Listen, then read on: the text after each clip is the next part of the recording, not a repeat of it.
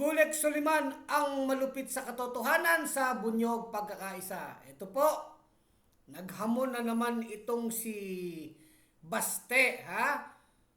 Alam nyo itong si Baste, tinagurian na po itong Barbie.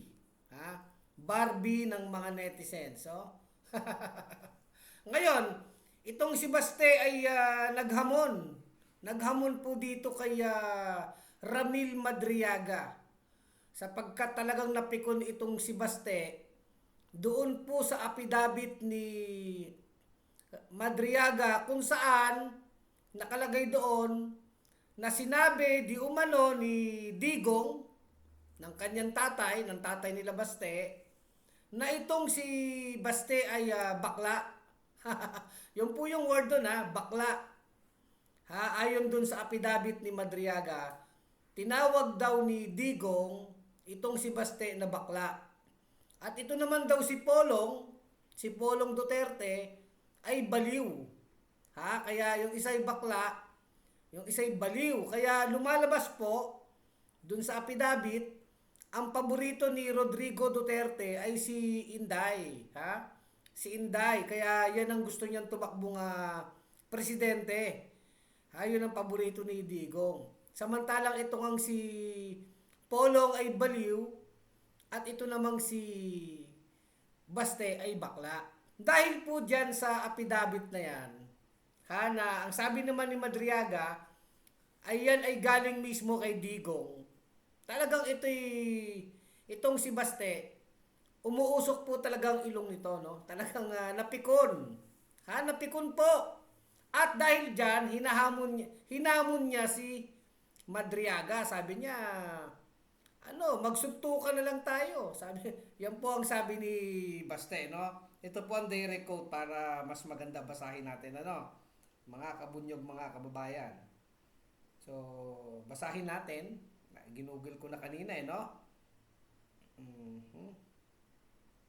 Yan, basahin po natin, So, ang sabi po ni Baste dito, sabi dito po, ano raw, bading? Sabi, teka lang. Binasa ko na Ayan. Ano raw, bading ako, sabi ni Madriaga. Kung gusto mo, suntukan na lang. Suntukan na lang tayo. No holds hands barred. Isama mo pa si Torre at si Bangag. Kita nyo? Isama mo pa si Torre at si Bangag. Yung Bangag po dito, ang tinutukoy niya si PBBM, no? Anytime, anywhere, just inform me and I will be there. Di ba? Antindi mo talaga, Baste, Para namang hindi ka naduwag kay Torre, no? Kung makapagsalita, no? So, yun po, sabi niya, ano raw, bading ako, sabi ni Madriaga. Kung gusto mo, suntukan na lang tayo. No holds hands barred. Isama mo pa si Torre at si Bangag. Anytime, anywhere. Just inform me and I will be there. Di ba?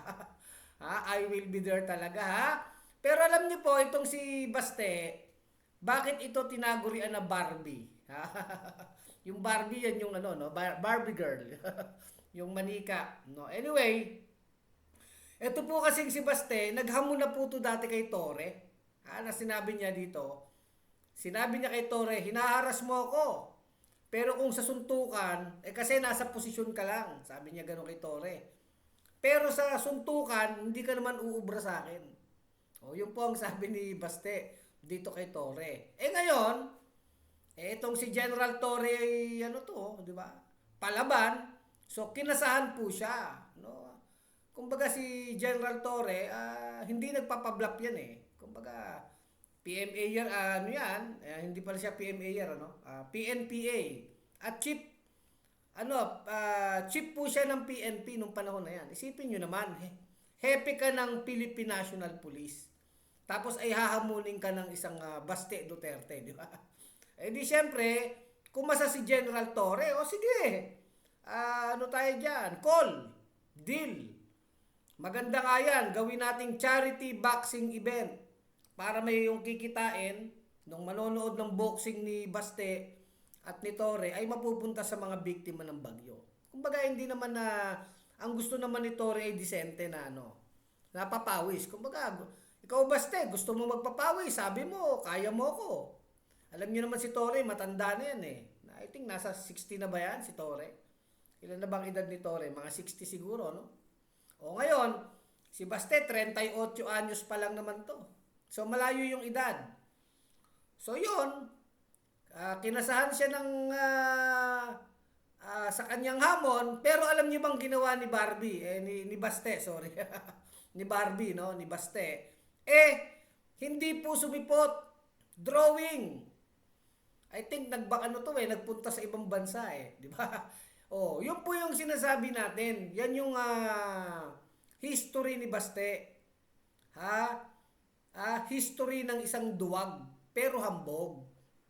Sapagkat si Tori nga na ang layo ng edad nila, ay hindi naman kumasa si Baste, samantalang siya yung naghamon.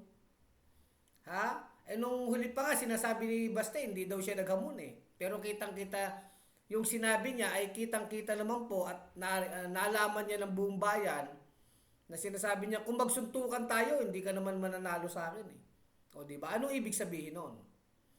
So, hinamon niya talaga si Torre. Kinasahan siya. Ang problema, yun nga. Ano bang tawag dun sa Hindi kumakasa, nasupot. Ibig sabihin nung nasupot po, yung paputok na nasupot.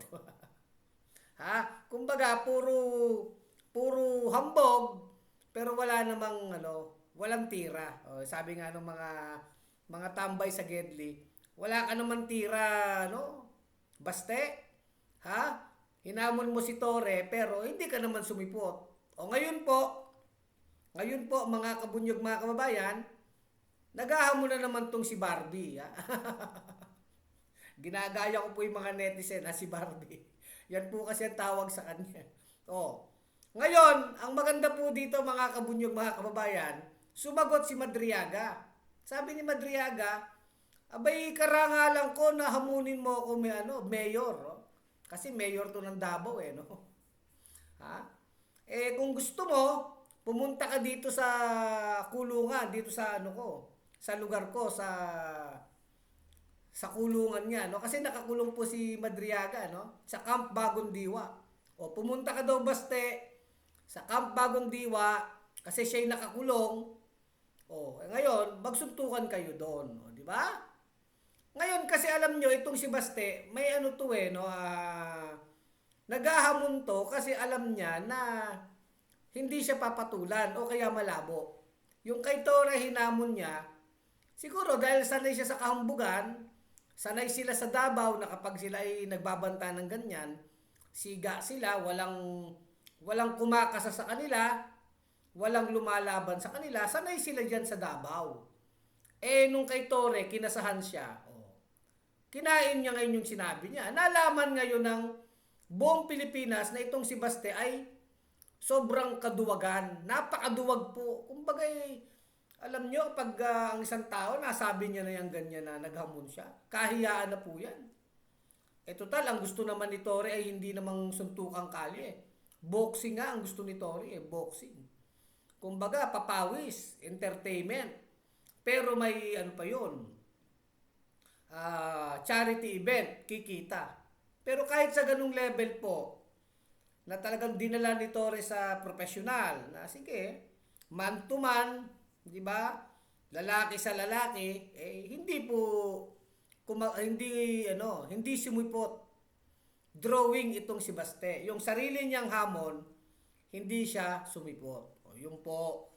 Yan po si Baste. Ngayon naman dito kay Madriaga, hinamon niya, sabi ni Madriaga, pumunta ka dito sa Camp Bagong Diwa kasi nakakulong ako rito. Kung papayagan si Madriaga, di suntukan kayo diyan, di ba? Sabi pa nga ni Madriaga, suntukan, elbow, sipaan, flying kick, di ba? Mixed martial arts na, hindi lang suntukan yan Kakasa si Madriaga kahit 58 years old na si Madriaga. Ang agwat ng kanilang edad ay 20 na taon. Lamang na lamang ka na Baste. Pero kasi, alam nyo naman, salita lang naman ni Baste yan, wala yan. Hindi, kumbaga sa paputok, supot yan. Di ba? Hindi yan puputok, walang tira yan. Kaya niya lang naman sinabi yan, alam niyang imposible na payagan si Madriaga. Siyempre, alam nga naman papayagan yan na mga opisyal diyan sa kulungan na si Madriaga ay makipagsuntukan. Siyempre, hindi po naman malaya yan. Tsaka, ano yan eh, lahat ng activity ng preso, kung ano man gagawin yan, may court order. At siyempre, hindi naman yan papayagan ng korte na gawin yan. Sa totoo lang po. So, alam ni Baste na hindi yan mangyayari. Kaya ang tapang maghamon na naman ito. O, di ba? Siyempre, yun nga lang paglabas ni Madriaga. O, kailangan pa ng utos ng korte. Magpapaalam pa sa korte. Ito pa kayang magbaboxing sila dyan. Hindi naman yan papayagan ng korte, di ba? Sa totoo lang tayo. Ha? Wala pa pong ganyan na ang preso pinayagan magboxing sa loob. So, alam ni Baste, hindi yan matutuloy. Kaya puro yabang. Puro yabang. Kaya ngayon sabi ni Madriaga, nakakulong ako eh, tas hahamunin mo ako. O, di ba, Baste? Napakayabang mo eh. Hambog ka eh.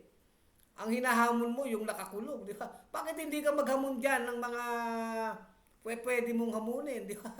Oh, gusto mo magsuntukan kayo ni Robin Padilla. Yan, magpapawis kayo. Baka sakaling may manood sa inyo, di ba? O kaya si Torre, hamunin mo uli. Di ba, Baste? Total, hindi ka kumasa kay Torre, hamunin mo uli si General Torre, di ba? O, kakasahan ka niyan, papawis lang.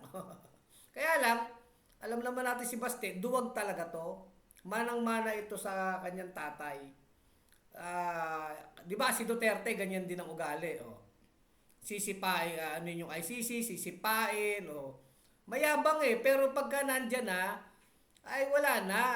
Nagiging ano na eh, nagpapaawa. Ha?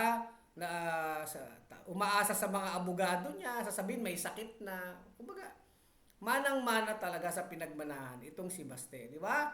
Alam niyo po, si Baste ay mayor.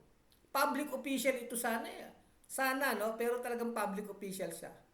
Kaya lang, ang kanyang mga salita, aksyon, ay hindi pang-public official. Sanay kasi talaga itong mga Duterte sa Davao na ano, sila ang hari, walang rules sa kanila. Kahit sila bastos, sila ang hari dyan sa Davao. Sanay sila sa ganyan. Kaya hindi naman iniisip ni Baste na siya ay public official, na siya ay mayor dyan. Ang iniisip niya pa rin, siya ay siguro tambay.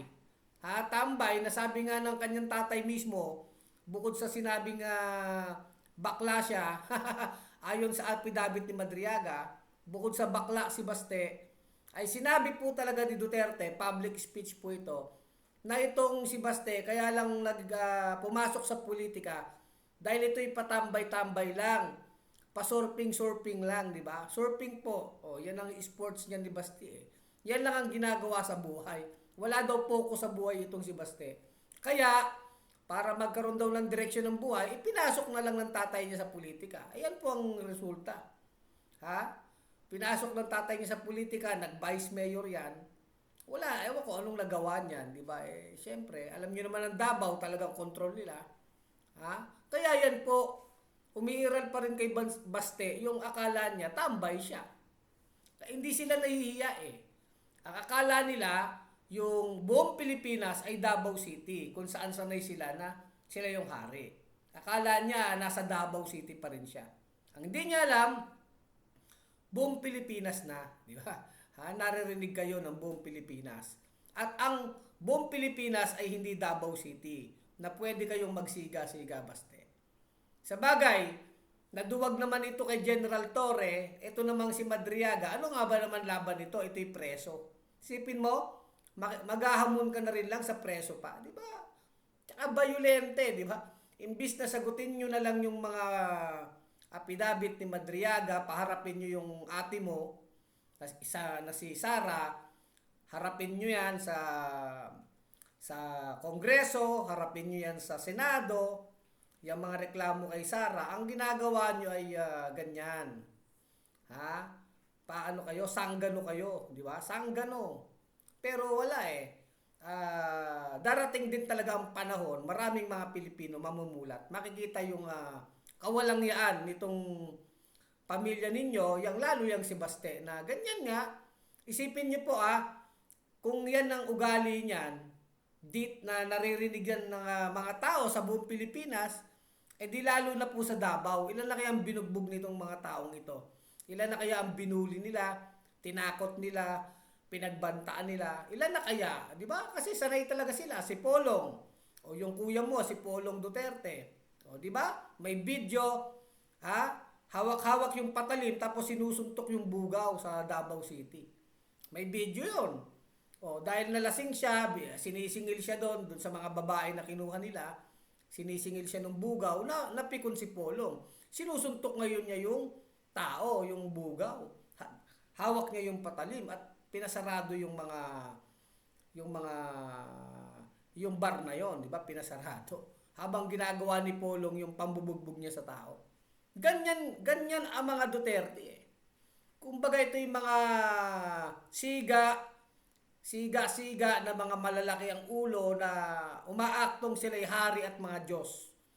Na sila'y hindi na pwedeng kontrahen. Kaya yan po, lumilitaw yan kay Baste. Unconsciously or siguro consciously, talagang nasasabi niya yung mga suntukan o nakakailang suntukan ka na ba, Baste? O ngayon,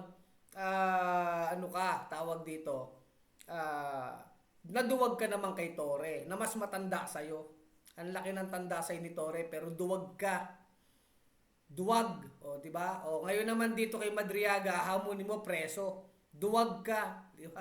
Dapat ang hamunin mo, yung hindi preso. Yung kagaya mo sana na handang makipagsuntukan. Yan. O, hamunin mo uli si Torre. Bakit si Madriaga ang hinahamon mo? Si Torre ang hamunin mo. Boxing match kayo, charity event. O, diba? Baka manonood pa tayo mga kabunyog, mga kababayan. Pero ihamunin mo yung preso, nakakulong, ay talagang ka. Akala mo naman ay matapang ka na niyan. Samantalang ikaw ay mayor. Kaya actually yung mga sinasabi ni Baste, pwede na itong ireklamo sa DILG na ito ba'y asal ng isang mayor? Asal ba ito ng public official? Sana aksyonan din to. At ipakita sa kanila na sila hindi siga. Kung hindi ka sang-ayon dun sa sinasabi ni Madriaga, edi sagutin ang ate mo. Sagutin sa Kongreso, sagutin sa Senado. Pero bakit ikaw sinabi lang na ikaw ay bakla, sabi ng tatay mo, galit na galit ka. Kung yun naman talaga yung sinabi ng tatay mo na bakla ka, di awayin mo yung tatay mo, di ba? Sinabi nga ng tatay mo, tambay ka. Na ikaw ay walang direksyon ang buhay mo, Bastes. Galing yan sa tatay mo Kaya ang awayin mo, yung tatay mo kung sinabihan ka ng bakla. Tsaka kung napaparatangan ka na Barbie ka, duwag ka, alam nyo, kasalanan mo yan, Baste. At tayo naman po, linawin lang natin, wala namang masama sa bakla Sa totoo lang ang pagiging bakla ay katangian ng tao yan. Sa kanyang gender na pinipili. Sa akin, walang masama sa pagiging bakla. Ang masama, yung mayabang tapos duwag. Di ba? Hindi naman ibig sabihin ng bakla ka, duwag ka Nagkataon lang, Baste, ikaw, duwag ka talaga, hambog ka. At sinabihan ka ng tatay mo na bakla ka. Di ba? Kung nagagalit ka dyan, problema mo yan. Pero wag kang magalit kay Madriaga. Magalit ka sa tatay mo. Di ba? Sa tatay mong karton. Yun lang po ang opinion ko dito. Kaya ito'y, dapat itong si Baste ay talagang... tingin ko po, tignan to ng DILG yung kanya mga aktwasyon. Bilang public official, sumasahod to ng pera ng bayan, pero ugaling sanggano, ay hindi po to maganda. Sapagkat, alam niyo po, ano ba naman, public official ka, nakikipaghamon ka ng suntukan, di ba? Ang daming problema dyan sa Davao City, ang daming problema ng mamamayan, yan ang solusyonan mo na lang, gawin mo yung trabaho mo. Hindi mo trabaho ang makipagsuntukan. Baste, kung gusto mo makipagsuntukan, mag-resign ka bilang mayor. Yun, makipagsuntukan ka sa mga tambay hanggang gusto mo. Pumunta ka kung saan mo gusto, di ba? Na makikipagsuntukan ka. Kaya lang, yan naman alam naman ng lahat na yan ay kahambugan mo lang, pero ikaw ay isang dakilang duwag. No? So, yan lang po ang ating opinion dyan. Kulek Soliman, ang malupit sa katotohanan sa bunyog pagkakaisa. Mga kabunyog, mga kababayan, tuloy ang laban. Bunyog, bunyog, halikan na kasama ka. Bunyog, kapag buklod ay may pag-asa. Luzon, Visayas, Mindanao, isa ang pananaw. Sa bagong Pilipinas ang bunyog isisigaw. Bunyog.